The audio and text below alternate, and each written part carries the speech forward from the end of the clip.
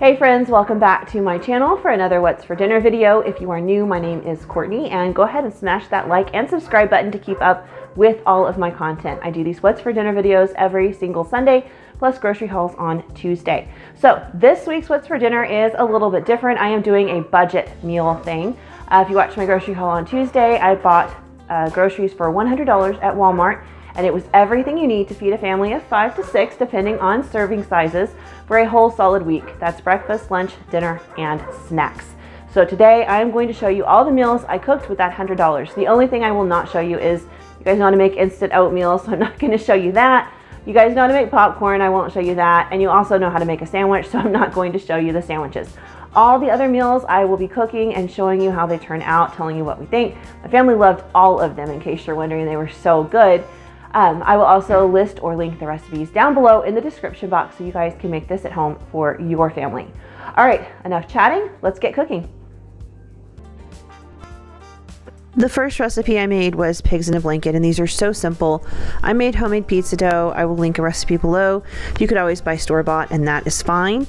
I divided it up into 32 different pieces because typically the packages of Little Smokies have between 32 and 36 little sausages in them. It really does vary every time, but 32 is pretty easy to portion out. It's a nice even number. I divide my dough into 4 pieces and so on and so on. I did end up having to get a bigger pack of Smokies, so half of these went into the freezer, but like I showed you before on the grocery haul, you can get the regular size pack. It has 32 to 36 Smokies in it for $4. I did dry mine on a paper towel first, and then I just went about wrapping them up in dough, and you can see I made sure they were sealed on the bottom. Then I brushed the top with an egg wash. You don't have to do that. This is the first time I've ever done it. I had seen somebody else do it, and they said it helps them brown better. I don't think it did. In fact, I think they actually browned worse than usual, so I don't necessarily recommend that step. I would just brush on some melted butter or margarine or something on the top. Sometimes I do put a little bit of everything but the bagel seasoning on the top, so that's up to you if you want to, if you have it on hand. But I just baked them in my oven at 350 for like 20 to 25 minutes until they were done, and I served them with green beans that I seasoned with a little bit of soy sauce and garlic and onion and pepper and some mac and cheese. All right, we are going to make some chicken burrito bowls. This is so easy. I've got my slow cooker going on, I'm gonna do low because I don't need it for a long time. So I put it on low. I'm gonna cook it probably like 7 hours or so. I put about a pound of chicken in there. And now I'm just going to add about 1 cup of this thick and chunky salsa that we bought from Walmart. That has a lot of flavoring. It's got diced peppers and onions and tomatoes and seasonings.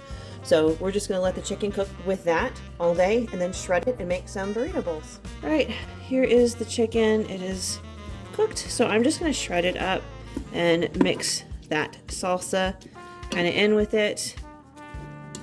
And this will be the chicken filling for our chicken burrito bowls. I have some rice cooking on the stove right now, and I'm going to open up a can of black beans, and I've got some corn in the freezer. And we'll mix this all together to make our bowls. You could always do like cheese on there if you want. I did not. I've kind of been trying to get a little more away from dairy where I can, so I'm not going to put any cheese on these. There's still tons of salsa left, so I may add a little salsa to the dish. We'll see. But overall, I mean, that's all there is to it. Chicken burrito bowls are so easy and so simple, and they're really pretty healthy too. So it's a great meal to have for dinner, or in my case, I'm making it for, I'm meal prepping it for the week. So there you go.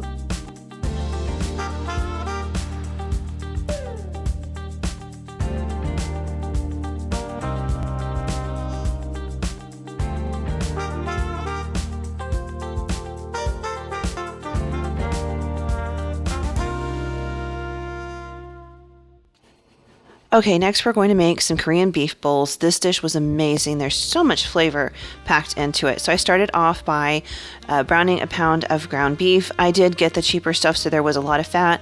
I'd use the paper towel trick to drain it off, but once I did, there's what it looks like. It's browned and drained. So I added in 2 diced zucchinis. I kept mine in larger chunks, but you could always do smaller if that's what you like.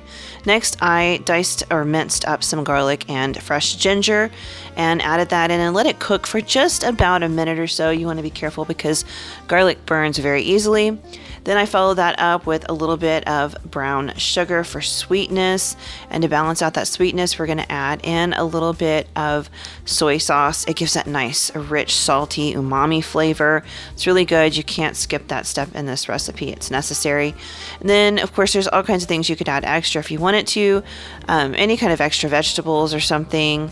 I'm adding in some of that chili garlic crunch that I like, but you could add in sriracha or red pepper flakes or skip the spice altogether. It really is up to you, but this was my dish and it was the right amount of spice balanced with the sweet and the salty, and it was so good, so delicious, and so much flavor. Hey friends, it's time for another meal, and tonight we're going to make some lemon broccoli garlic pasta chicken dish. I don't know, I'm kind of just winging this one. So I've got a couple of the chicken tenders here. I pulled the little thingy out of the middle, so I kind of tore a couple of them, but that's okay. It's all right, we're just gonna slice it at the end of the day anyway, so that is fine.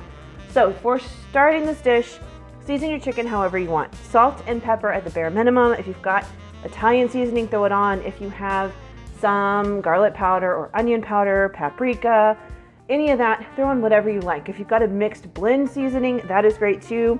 I'm gonna just be using a blend seasoning I've actually never used this one before. I picked it up on clearance at Sam's Club. I think it was just a couple bucks. So I thought, well, I'll use that tonight. But again, whatever seasonings you have, if I didn't have this one, I would probably just use like some basic seasoning, salt, pepper, garlic powder, onion powder, maybe a little paprika, but that's it. All right, my skillet's been heating for a few minutes, so I'm gonna go ahead and get this chicken in there. I'm doing season side down so I can season the other side of it. All right, my chicken's been cooking for a couple of minutes and I'm ready to flip it. Look at that beautiful color. Hopefully all the pieces got some good color. That one might need a little longer. Look at that. Again, color is flavor, and we want to maximize the flavor the best that we can.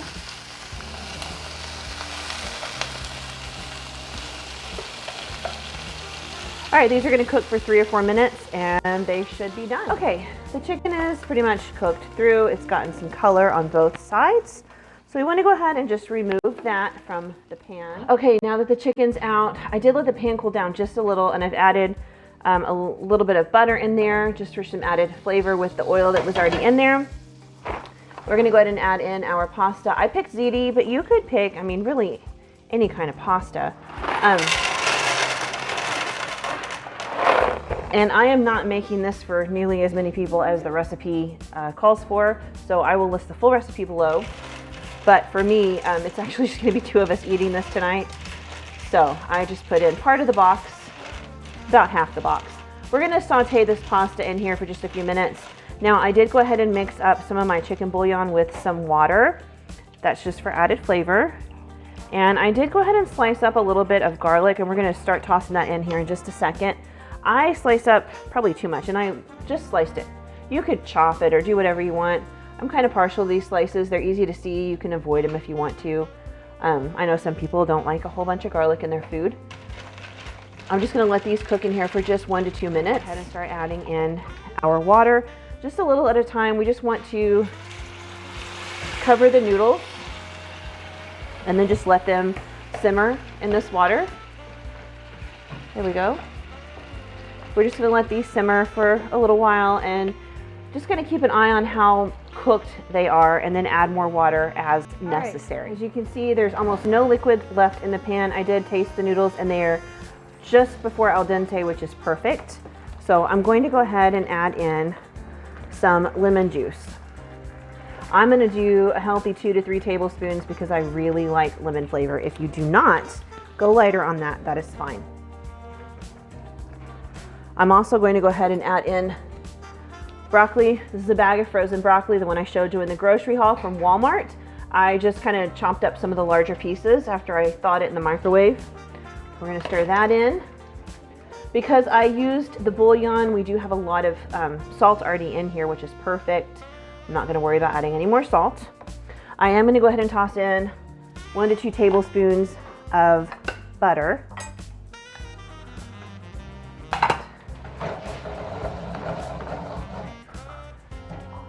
Now, as you can see, there's a bit of a creamy sauce at the bottom, so you can stop here, and this is delicious. Add your chicken on top. We don't want to mix it in because we worked really hard to get that caramelization. It just made it the slightest bit of crust perfect. We don't want to ruin that texture, so I'm just going to serve it over the top. You can stop here, and this dish is amazing. It's creamy from all the starch that we kept in the pan. It's rich. It's got a lot of lemon brightness to it. It's got some salt in it from the chicken bouillon that we put in there. Now, if you have a well-stocked pantry and you want to add some things, now is the moment. I've got a little bit of milk that I'm going to go ahead and add in because I like that extra creaminess to it. You don't have to do that. That is less than a quarter cup, just a couple of tablespoons. If you wanted to, you could add in different vegetables. You could add in some capers. I'm a huge fan of capers. I always have those in my fridge. I know I'm weird, not everybody always has those. If you don't have to add them. Some fresh tomatoes diced up on top would be beautiful. If you have some herbs, some basil or some parsley on top would be wonderful. Or you can just stop like this and it's fine. Parmesan cheese would be great too. Totally up to you, but this dish is ready to go. I'm going to serve it with a salad on the side, and that's dinner.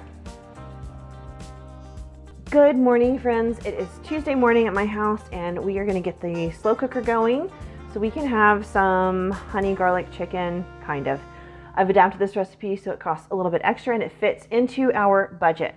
So I do have a couple of chicken thighs over in my slow cooker, and now we're going to make the sauce that they are going to cook in. So first off, I'm going to add in half a cup of ketchup. I am going on the assumption that you guys have ketchup in your home. If you don't, tomato paste is, I don't know, like 40, 45 cents at the grocery store. A couple of tablespoons of tomato paste mixed with some water works really well. Super cheap, but I do think most people do have ketchup at home. So that is what we're using today.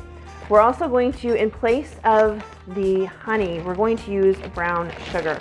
So this recipe calls for 1/3 cup of brown sugar.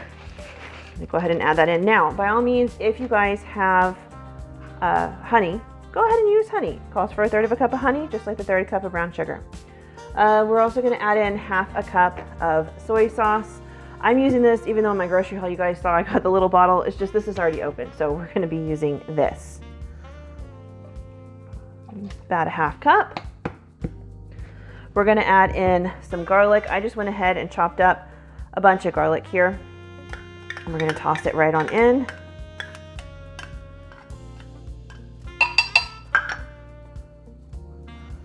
I actually didn't chop it, I sliced it, as you can see. That's my preferred way if I'm handling real garlic. Just, I don't know, it's easier. And then finally, Italian seasoning. Most people have this. If not, you can skip it. You don't have to add anything in. I'm going to do a tablespoon. You could add any kind of herb mix you really want to, I guess. But I just go ahead and toss this in. Now, that is the recipe. So you can cook it just like this and that's fine. If you have other things, because like I said, with this challenge, I'm assuming you have a bit of a pantry or, you know, a stocked home, you could toss in onions if you wanted to. You could toss in sriracha. You know, you guys know I love this stuff. So if you want some spice, you could do red pepper flakes. I'm going to toss some of this in just because we do enjoy a little bit of heat. Totally optional. You don't have to do it. And, you know, like I said, if it's not part of your budget, don't worry about it. This right here is divine on its own without anything extra, but I did want to go ahead and toss some in. All right, there is my chicken. It is half of that pack of chicken that I showed you guys in my grocery haul, half the pack of the chicken thighs. I think this recipe is just better with chicken thighs. Sometimes I do cook chicken breasts in my slow cooker. I'm not against it. I know some people say it dries out. I think it shreds fine and it's great as long as you're serving it in a sauce. But I do think for some of the recipes like this one, this definitely cooks a little bit better. Now, I think the recipe actually says to add in your cornstarch right now, but I am not going to do that. I'm going to make a little slurry at the very end to add it in and thicken everything. That's just the way I've always done things when I'm thickening sauces in my slow cooker. I like to just toss it in at the very end. That way I can gauge how much I need, because sometimes your chicken might let off a lot more juice than the other times. And I want to make sure that I put the right amount of slurry in so that it thickens the way I need it to. All right, this has been cooking for quite a while now, and it is basically done. I'm going to keep it on the warm function, and I mean, you can see that chicken just falls apart. We have martial arts tonight, so I'm just kind of trying to make sure everything is together and ready to go. When we get home, I will add the cornstarch slurry to this. It will be equal amounts of cornstarch and water. So 1 tablespoon of cornstarch and 1 tablespoon of water. And then this has, right down here, all these different functions. So I can do all these different things, and I will be, here it is, the sear saute. I will just turn that up and let it just kind of come to a light boil, and that will it'll activate the cornstarch, and it will thicken this. And then I'll just serve it over some rice that I have already made. I typically have rice ready to go in my fridge most of the time, just because we really like rice. So I will just serve this over some rice with a side salad, but I will show that to y'all when we get home later tonight and we're ready to eat. But yeah, this was totally a simple meal. Like I said, I'm trying to mix the meals up this week where, you know, we're saving money, but not all of them take hours to cook and you're not stuck in the kitchen. Some of these are nice, quick meals. Hey friends, welcome back to another night of dinner. Tonight we are going to be making mock chicken pot pie. I don't really know what to call it, like cheater chicken pot pie, I don't know. I've been making this for quite a few years now. I found the original recipe on Pinterest, but I don't use it anymore. I probably could find it if I looked really hard, but I just kind of wing it. So I'm starting off with about 1 pound of chicken. This is chicken tenders that I basically mutilated, pulling that little tendon thing out. You guys, like, I don't understand. People say it's easy. It's not easy. That tendon thing is a nightmare. It does not want to come out. But this is what I have left. We're just going to season this. So, you know, as I've said every night, I'm assuming you have some sort of pantry where you have some sort of seasoning. So you can use whatever seasonings you want. If you just want to go salt, pepper, garlic powder, onion powder, that's fine. If you want to do Italian seasoning, that is also fine. I'm just going to use this because it's here and it's easy and it's got a really great fresh taste. I actually picked this up at Sam's Club for just a couple of bucks, so it's actually not expensive and it's a huge, huge bottle of seasoning. But I'm just going to very generously cover my chicken with this seasoning, and then we're going to cook it in the skillet. Okay, I just pulled the chicken out. I'm going to add just the tiniest bit of oil in there, and then a little bit of butter because I like the nice creaminess that comes with it. This could be margarine. You don't have to add any butter at all. Totally up to you. I just like the flavor that it adds, and it kind of makes your sauces a little more glossy, and we will be making this into a sauce, so we're going to use it. All right, these are the vegetables I have chosen. You could get just peas and carrots. You could get a stir-fry mix, really. I mean, possibilities are endless. What do you like? What do you want in your pot pie? That's what you should buy. This is from Walmart. It costs less than $1. It's got peas, carrots, corn, and green beans.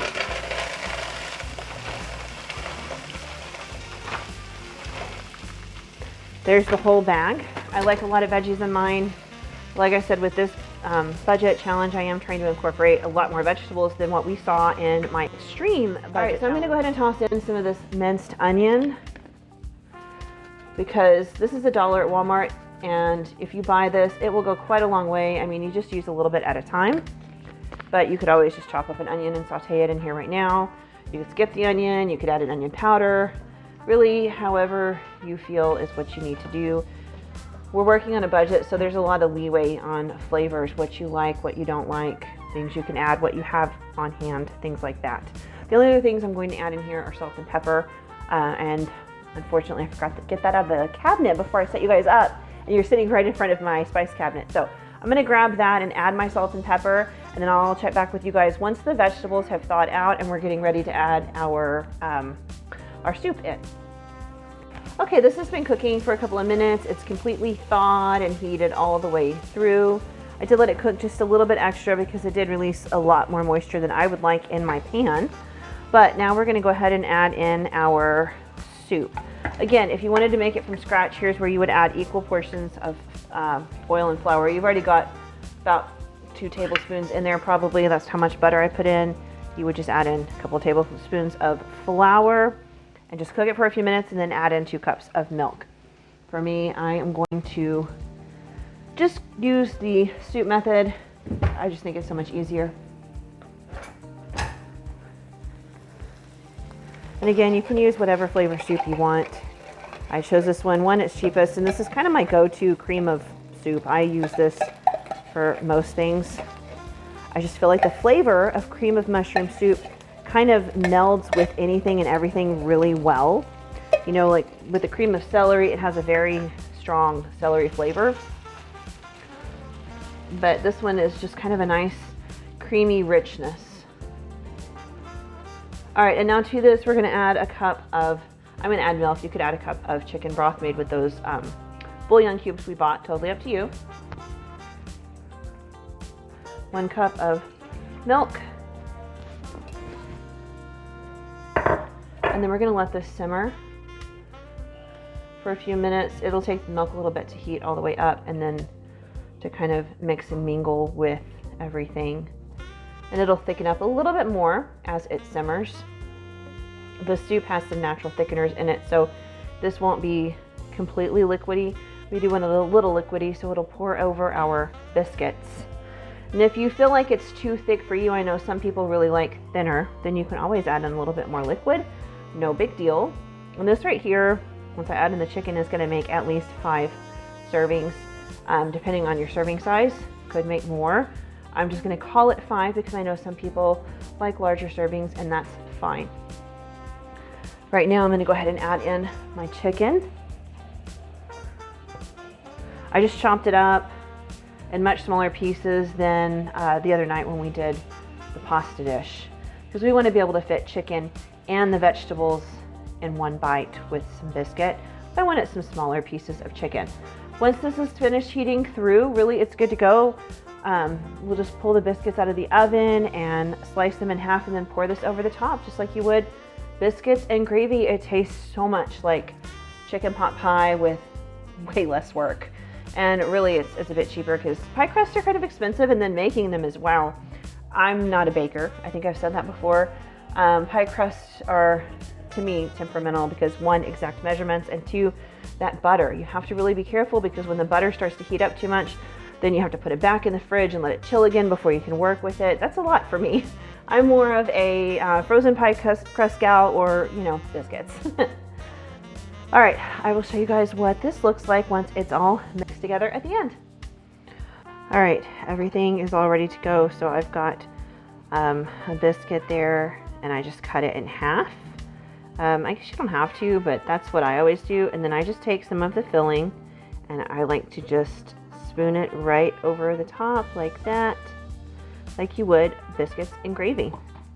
And there you go. And I am serving it with a side salad. I found a couple of radishes in my fridge. They were gonna go bad, so I did go ahead and slice those up with some carrot and cucumber and lettuce and our dressing. But that's dinner tonight.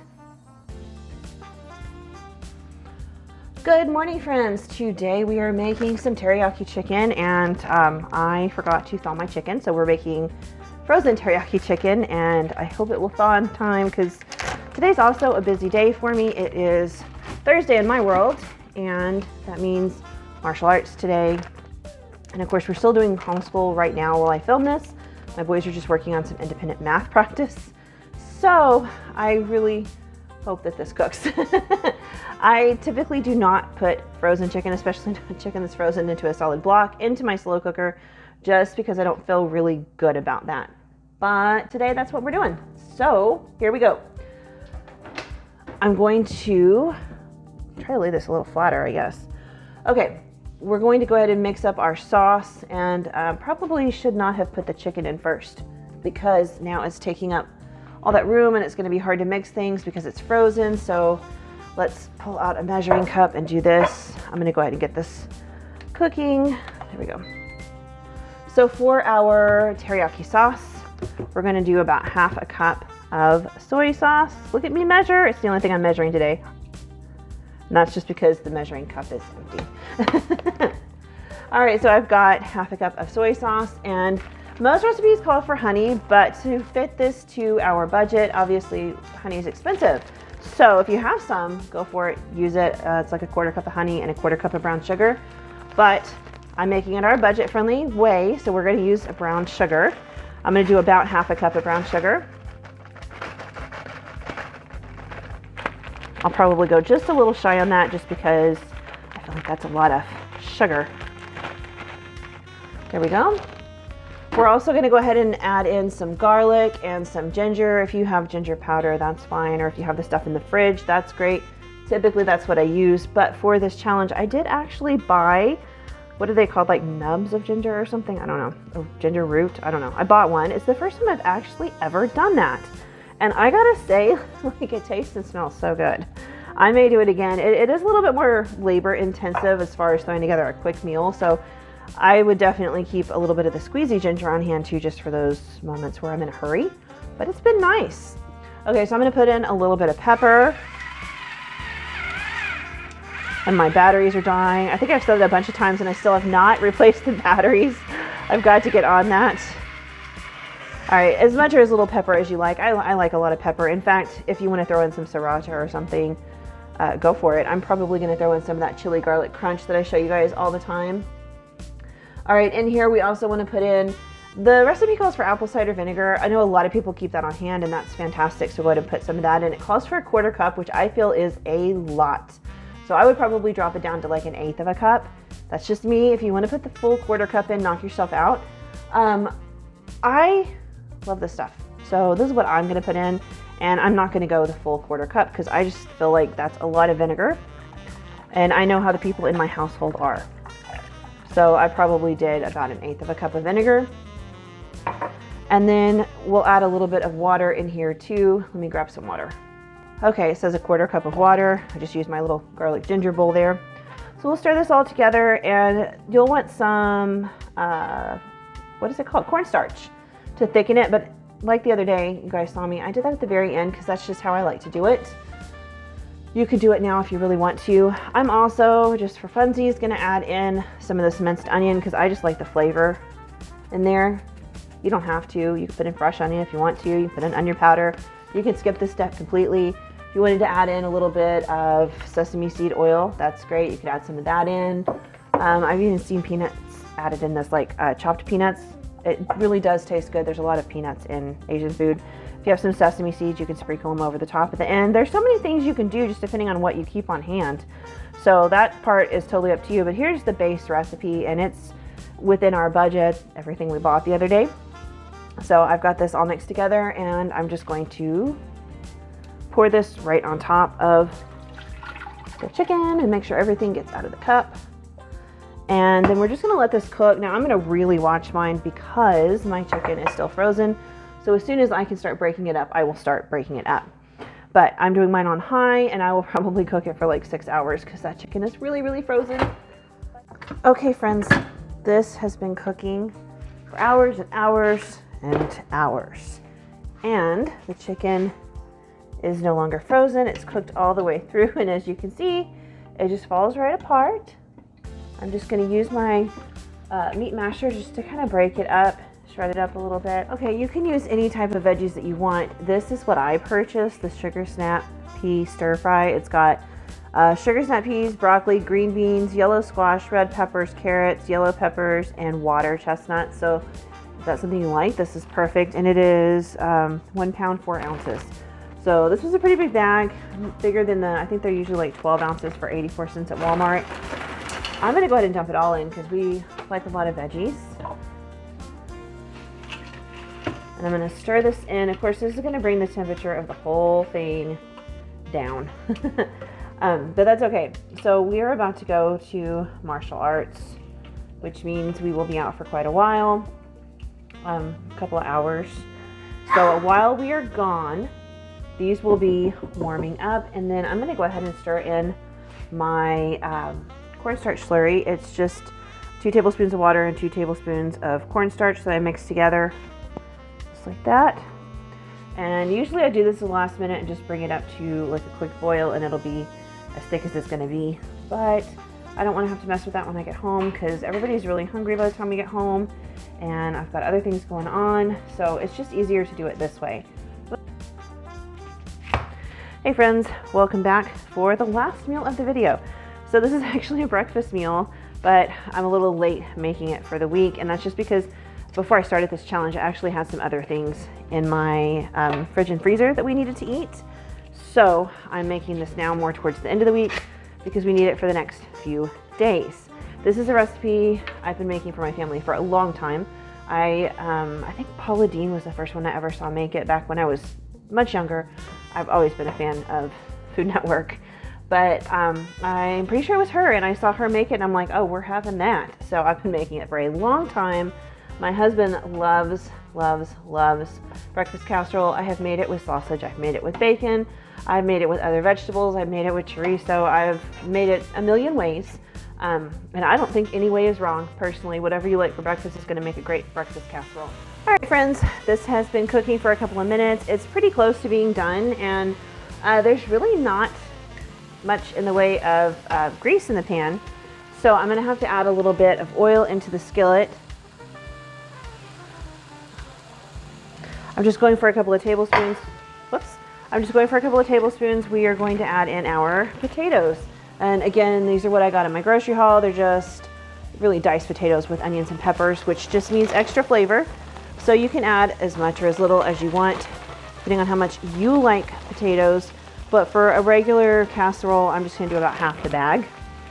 We're just gonna let them kind of saute, and mine are frozen, so thaw a little bit because I forgot to set them out on the counter. I'm going to go ahead and add a little bit of salt and pepper to them right now. You can also add in some garlic powder or something if you want to. It's totally up to you. And just let them cook for a few minutes so they just start to develop just a little bit of color. Okay, the sausage and potatoes have finished cooking. As you can see, there is some color happening in there. I don't want too much, just a little, because color's flavor.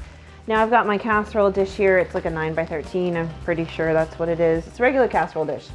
I've sprayed it with non-stick cooking spray because this will stick. Egg stick. Egg sticks so much. I'm just gonna go ahead and dump all of this right on in. Whatever fillings you are putting in your casserole, put them in. So if you're putting in cheese, if you're putting in any more vegetables, any other meats, put that all in first. And I'm gonna spread mine across the bottom. And as you can see, this covers the bottom of the pan, and we're like an inch up the sides. This is, you know, a decent amount of food here. We're gonna divide this casserole up into 8 pieces, so it makes a pretty good breakfast. So then I've got my eggs. I went ahead and scrambled up 11 eggs, because one of them I used the other day. So 11 eggs, and we're just gonna pour that evenly over the top. And I do try to really be careful and make sure I am pouring it evenly over the top. So I want to make sure that egg gets into all the little nooks and crannies here. There we go. If you wanted to top it with some extra cheese, you could. I know everybody always reaches for cheddar, but you guys, don't sleep on Swiss cheese. Swiss cheese and eggs is a whole nother level. But anyway, this is ready to go into an oven, 350 for like 30, 45 minutes. You got to keep an eye on it. I find like the denser the bottom of it is, it does take longer to bake. So start checking it at 20 minutes because mine are always different because, you know, I'm just tossing in like handfuls of this or half a bag of that or whatever. So I always keep an eye on it, but I've never had one that took less than 30 minutes.